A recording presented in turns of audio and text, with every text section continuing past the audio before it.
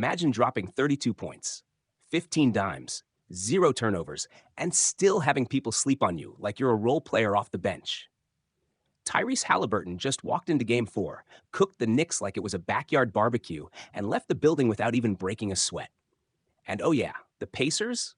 One win away from the NBA Finals. Let that marinate for a second. Indiana.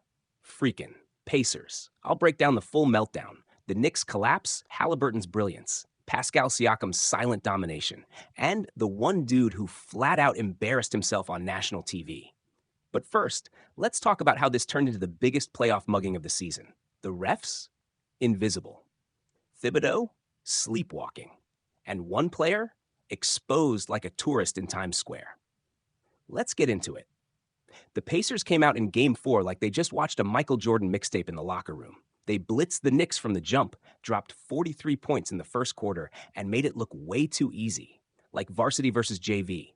Like the Harlem Globetrotters versus some kids they found at the YMCA. Haliburton? Ice in his veins. Pascal Siakam playing like Toronto 2019 Finals Siakam. Aaron Nesmith playing on a bum ankle and still locking up Jalen Brunson like the dude owed him money. Indiana didn't just win. They imposed their will. Final score, 130-121.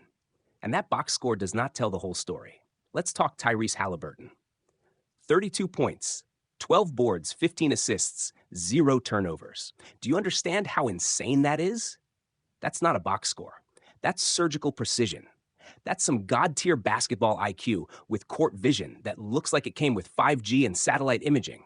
This man played like a symphony conductor in sneakers. He ran the break-off makes and misses. He was throwing dimes with his eyes closed, pulling threes like it's warm-ups, and throwing lobs in transition like he's at an all-star game.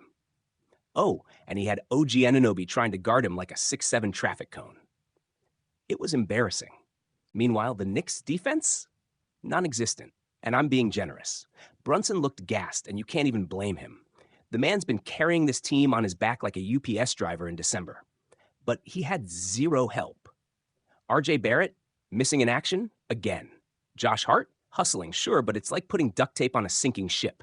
And Julius Randle? Oh, wait. He ain't even there. Injured or not, mentally he's been out since Game 1. But here's where things get real disrespectful. Pascal Siakam, the silent killer. He ain't flashy. He's not dropping memes after the game, but he just keeps showing up, doing damage, and walking off like it's nothing. 30 points in a game where the Knicks needed to throw the kitchen sink at him. You'd think they'd adjust?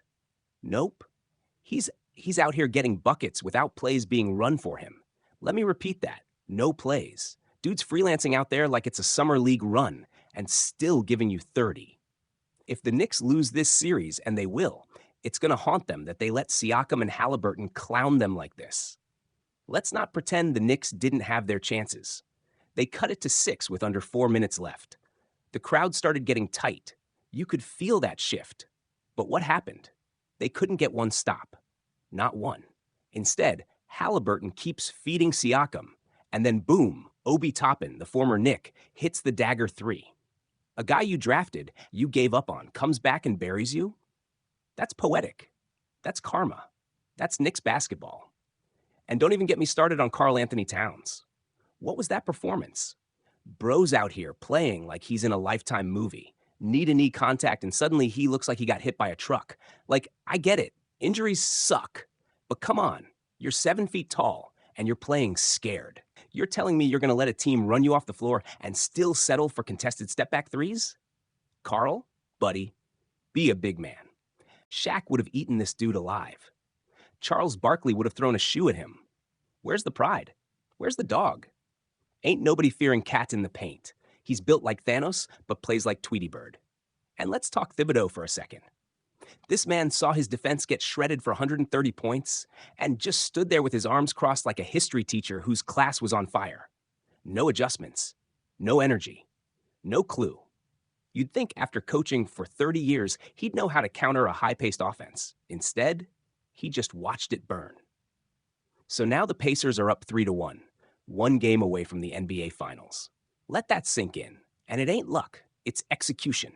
It's composure. It's team basketball. You don't hear Pascal Siakam begging for touches. He's just showing up when his team needs him. You don't see Haliburton pounding his chest.